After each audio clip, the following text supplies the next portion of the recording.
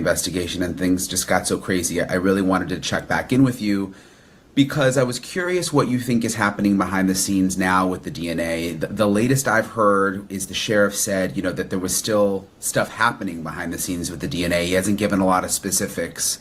What do you think? What do you think is going on?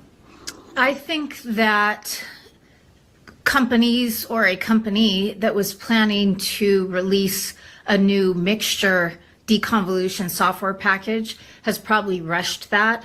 You know how companies, especially tech companies, have a plan for the next year or so. They say, oh, we're going to do that third quarter next year. I suspect that that has been moved up to right now. And it's very possible that they are testing out different algorithms at the moment to see if they can deconvolute that complex mixture. I fear that it's the only thing they may have to work with right now.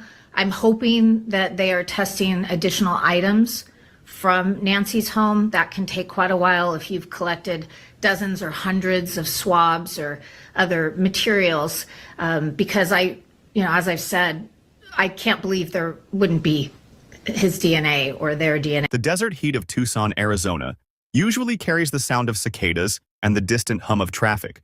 But on a Tuesday evening 68 days ago, it carried only a deafening, unnatural silence. It was a silence that started at the front door of a home that should have been a sanctuary, the home of Nancy Guthrie. Imagine the scene, a quiet neighborhood where the porch lights flicker on as the sun dips behind the Santa Catalina Mountains. Inside, everything looks normal. A book on the nightstand, a half-finished glass of water, the mundane artifacts of a life in progress. But Nancy is gone. She didn't leave a note. She didn't pack a bag. She simply vanished into the dry desert air, leaving behind a mystery that has stumped the brightest minds in law enforcement for over 2 months. And in this first chapter of our deep dive into the disappearance of Nancy Guthrie, we look at the immediate aftermath, the day zero, that changed everything. When investigators first stepped across that threshold, they weren't just looking for a missing person. They were walking into a forensic puzzle. As renowned journalist Brian Entin has highlighted in his tireless coverage of this case, the early hours were a whirlwind of confusion and desperate hope. But as the hours turned into days and the days into weeks, that hope began to fray at the edges. Nancy wasn't just a name on a missing persons poster. She was the heart of a prominent family, a woman whose sudden absence sent shockwaves all the way to the national news desks in New York. The investigation initially focused on the house, searching for any sign of a struggle, any hint of where she might have gone. And they found something. They found DNA. But it wasn't the smoking gun everyone hoped for. Instead, it was what experts call a complex mixture, a biological riddle where multiple profiles are fused together, making it nearly impossible to tell where Nancy ended up and where a potential predator began. In the coming chapters, we will explore the red flags that were missed, the chilling details of the crime scene that only now are being reevaluated, and the high-stakes world of genetic genealogy that might be the only key left to unlock this door. We'll hear the perspective of experts like C.C. Moore, who suggest that the answers may still be hidden within the walls of that Tucson home, waiting for technology to catch up with the shadows. Was Nancy watched? Was she targeted? Or was this a random act of violence that has left a family shattered and a community looking over its shoulder? The desert holds many secrets, but as we've seen in the reporting by Brian Entin, the truth has a way of rising to the surface, no matter how deep it's buried. Enjoying this deep dive? We are just getting started. Make sure to hit that subscribe button and turn on notifications so you don't miss Chapter 2, where we look at the red flags and the secret life of the suspect. If you're finding this case as haunting as we are, give this video a like and share your theories in the comments below. Who do you think is hiding in that DNA mixture? Let's talk about it. To understand the disappearance of Nancy Guthrie, one must look closely at the life she cultivated in the heart of the Southwest. Nancy was a woman of routine and deep-rooted connections, a pillar in a family that had become a household name across America. She wasn't someone who lived on the margins. She was someone who was always accounted for. Her life was defined by stability, which is precisely why her absence felt like a tear in the fabric of reality. But as investigators and journalists like Brian Entin began to peel back the layers of the days leading up to that fateful Tuesday, a chilling narrative began to take shape. While the public saw a picture of suburban peace, the forensic evidence suggested that for at least 40 minutes, perhaps 42, an intruder had dominated the space Nancy called home. The red flags in this case didn't come in the form of loud arguments or broken windows. Instead, they were subtle, digital, and terrifyingly silent. The first warning sign was the home's security system. Nancy had a Google Nest camera positioned to watch the entryway, yet she hadn't paid for a monthly subscription. In the mind of a predator, this might have looked like a blind spot. But as we've learned through the investigation, technology often remembers what we think it has forgotten. Even without a subscription, the cloud held onto fragments of motion, ghostly images of a figure approaching the house. Then there was the bite light, a detail that Brian Entin has explored extensively with DNA experts, involves the theory that the perpetrator entered the home holding a small flashlight between their teeth, a tool often used by those who need their hands free for manual tasks, or, more darkly, for subduing a victim. It's a professional, cold-blooded detail. It suggests a level of preparation that moves this case from a crime of passion into the realm of a calculated abduction. Forensic genealogist C.C. Moore points out that this specific detail is where the investigation's greatest hope lies. A flashlight held in the mouth is a biological goldmine. As the intruder leaned over to disable the camera or issued oral commands to a terrified Nancy, the physics of human biology took over. Saliva, invisible to the naked eye but heavy with the blueprint of a killer, likely sprayed onto the floor, the doorframe, or the very camera the intruder tried to silence. The tension in the Guthrie household didn't stem from internal conflict, but from the invisible pressure of being watched. There were whispers in the neighborhood of a vehicle that didn't belong, of a figure seen lingering near the edge of the property in the twilight hours. Was Nancy being stalked? Did she have any idea that while she was moving through her daily chores, someone was timing her, learning the rhythm of her life, and waiting for the exact moment the desert sun dipped low enough to provide cover? As we look at the suspects, the profile begins to narrow. This wasn't a clumsy break-in. This was someone who knew how to move through a house in total darkness. Someone who knew about the camera but perhaps didn't know enough about the persistence of cloud data. The investigation revealed that a glove was found nearly 2 miles away shortly after Nancy vanished. For a moment, the world held its breath. Could this be the break? Using the same genetic genealogy that caught the Golden State Killer, the police identified the owner of that glove with lightning speed. The result? A dead end. The owner was cleared, leaving the police and the Guthrie family back at square one. The shadow that took Nancy Guthrie was still out there. And as the investigation moved from the house to the vast, unforgiving Arizona wilderness, the realization began to sink in. They weren't just looking for Nancy. They were looking for a ghost who had left behind only a tangled web of DNA that the world wasn't yet ready to untie. The investigation into Nancy Guthrie's disappearance has reached a frustrating plateau, a phenomenon Brian Entin has documented as the silent phase of a high-profile case. The yellow crime scene tape has long since been removed from the Tucson home, and the moving trucks have come and gone. To the casual observer, the trail has gone cold. But in the sterile light of forensic laboratories, a battle is being waged against the very limits of modern science. As Entin recently discussed with world-renowned genetic genealogist C.C. Moore, the primary obstacle isn't a lack of evidence. It's the complexity of the evidence they already have.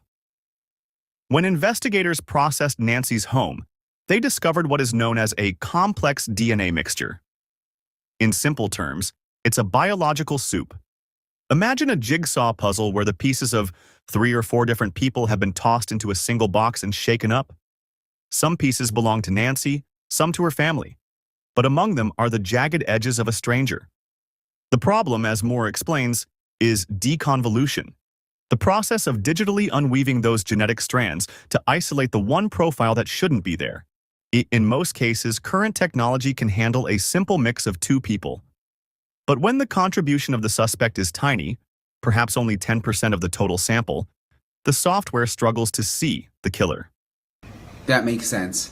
If they don't, though, and all they have is this DNA sample from the house, which we know is mixed, and they're having maybe trouble with it, eventually, and you mentioned the emerging technology and these different companies, eventually, will they definitely be able to crack it, or is there a chance that they couldn't? I don't know the proportions in that mixture. It depends how many people are in it and what the percentages of those profiles are, and which one is the perpetrator, or which ones, right? There could be 5 people in that.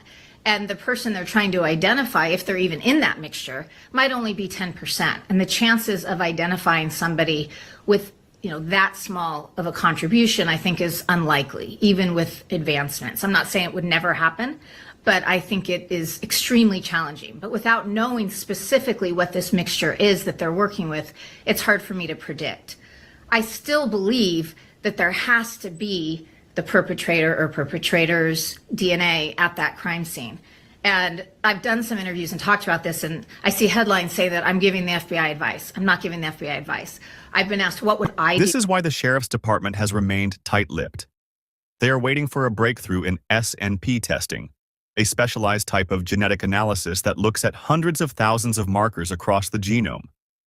There is a growing tension between the pace of justice and the pace of innovation. Moore reveals that a revolutionary new mixture deconvolution machine is slated for release next year, promising to solve the very riddles currently paralyzing the Guthrie case. But for a family waiting 68 days for news, next year feels like a lifetime away.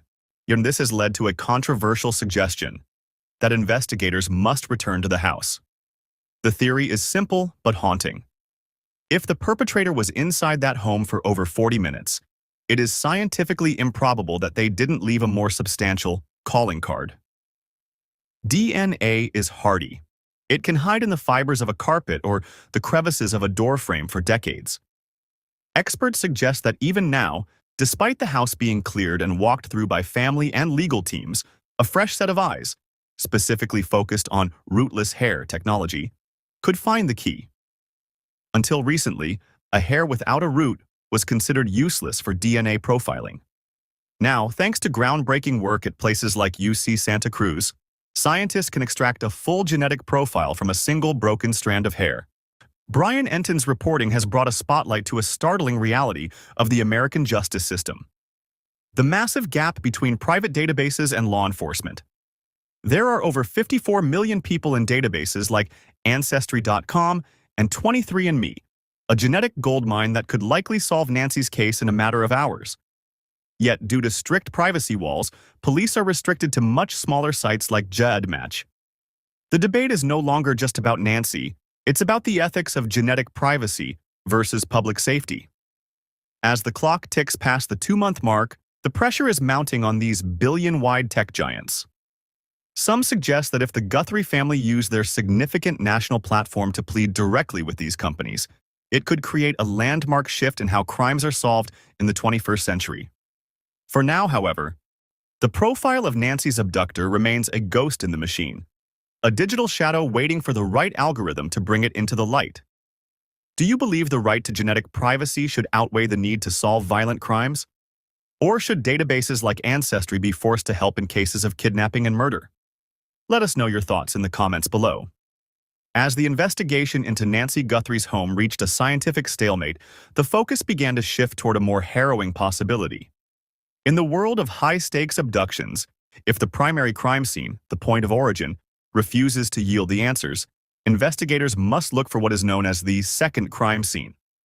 As Brian Entin meticulously noted in his latest updates, a second crime scene is often where the perpetrator feels a false sense of security. It is the location where Nancy may have been taken, the vehicle used for her transport, or the final destination where the struggle ended. Asked what would I do if it was my case? I would have crime scene investigators return to that home and continue trying to find sources of the DNA, because DNA is quite hardy. It lasts. I've worked cases where they've detected DNA decades later. And some of my cases where we think we're dealing with the perpetrator's DNA, it's actually DNA from someone who lived in that home many, many years earlier. So I believe that it's possible that that person that needs to be identified or persons do have DNA at that crime scene, even if it hasn't been collected yet. The other possibility is a hair, a rootless hair. You know, that's where Estrella comes in again. Estrella Forensics they are that groundbreaking company out there in UC Santa Cruz that is helping us solve cases with rootless hair, which scientists said would never be possible. But Dr. Ed Green there has made it possible. And I personally have helped solve a handful of cases that only had rootless hair and no other evidence, no other physical evidence. And so it's really hard to go somewhere and not leave something behind, some kind of DNA or even just a hair. Even with how that person was dressed, it's still very, very possible, and I think probable, that something was left behind. In a recent chilling parallel, a kidnapping in Australia involving a grandfather occurred around the same time as Nancy's disappearance. In that case, police were initially baffled until they discovered a secondary location where the victim had been held. That discovery broke the case wide open, providing fresh forensic evidence untainted by the domestic chaos of the primary home. The search for this secondary location in Tucson is like looking for a needle in a vast, sun-bleached haystack. Somewhere that you think there needs to be a second crime scene. What did you mean by that? Well, it's not that I think there needs to be, but I think that if they have collected all of the potential DNA at the residence and all they've ended up with is this complex DNA mixture, then my hope is that they will discover a second crime scene somewhere where Nancy was held, or perhaps the car that she was transported in, because that gives a whole nother opportunity for finding the DNA of the perpetrator. And so if they have not been successful in finding a good source of his DNA at Nancy's home. The Arizona desert is beautiful, but it is also a place that swallows secrets. Thousands of acres of scrubland and rugged terrain surround the city, and offering countless places for a vehicle to pull off the road and vanish from sight. The forensic challenge remains the same: the deconvolution of the evidence. DNA expert C.C. Moore points out that while the house was a complex mixture, a second crime scene, like the interior of a suspect's car, could provide a clean sample. In a vehicle, the biological contribution of the victim and the suspect are often more distinct, less diluted by the everyday DNA of family members and house guests. But there is a darker side to the search for a second scene. It often means transitioning from a rescue mission to a recovery operation. The harsh reality of the desert is that time is an enemy to biology. Heat and UV rays degrade DNA, turning a clear genetic map into a series of broken, unreadable fragments. And this is why the pressure on the Tucson Sheriff's Department and the FBI is so immense. They aren't just fighting a person, they are fighting the elements and the clock. The search efforts have been bolstered by an unprecedented level of public interest, fueled by the Guthrie family's national prominence. Yet, despite the eyes of the world watching, the desert remains silent. There have been no confirmed sightings of the vehicle caught on the grainy nest footage, and no further items of clothing have turned up since that initial, misleading glove. We are left with a haunting question that Brian Entin's reporting continues to pose. If the evidence at the house is stuck in a technological bottleneck and no second scene has been found, is the case destined to become a cold file? Or will the sheer will of the forensic community, pioneers who refuse to take no for an answer, finally develop the tool that can separate the predator from the prey? As we wait for the science to catch up with the crime, the Guthrie family remains in a state of agonizing limbo. The house on the hill stands empty, a monument to a Tuesday evening when the world stopped making sense. The truth is out there, perhaps just a few miles away in the desert dust, waiting for a single hair or a microscopic drop of saliva to tell the story Nancy Guthrie can no longer tell herself. 68 days have passed since Nancy Guthrie was last seen in her home in the Catalina foothills, and the desert silence has grown heavy with the weight of unanswered questions. What began as a local welfare check has spiraled into a national obsession, a case that Brian Entin aptly describes as a forensic stalemate. As the yellow tape fades and the news cycle shifts, we are left to confront the chilling reality of what it means to simply vanish. The legacy of this case may not be found in a dramatic courtroom confession, but in the sterile, high-tech labs where the future of justice is being written.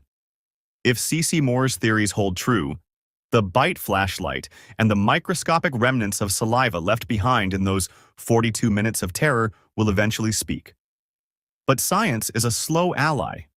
It doesn't move with the urgency of a family's grief or the demands of a $1 million reward.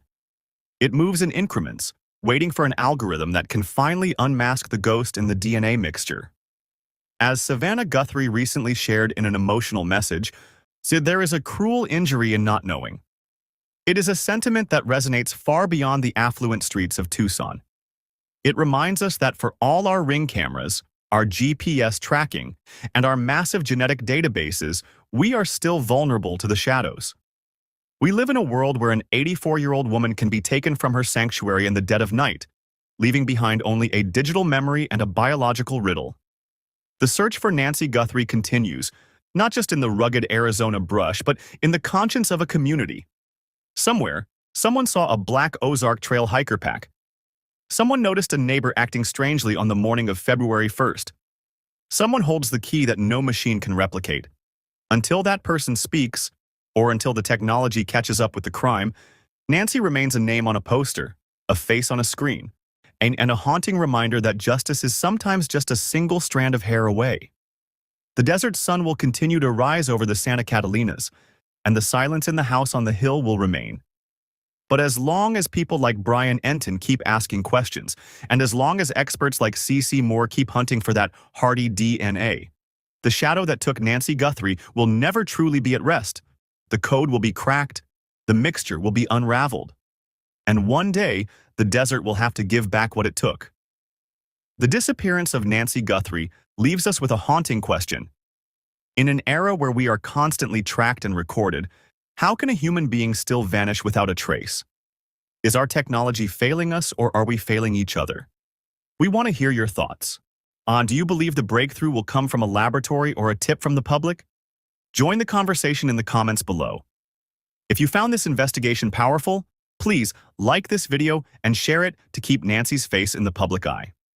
Subscribe to True Crime Tales and hit the bell icon to stay updated as we follow this case and others like it to the very end.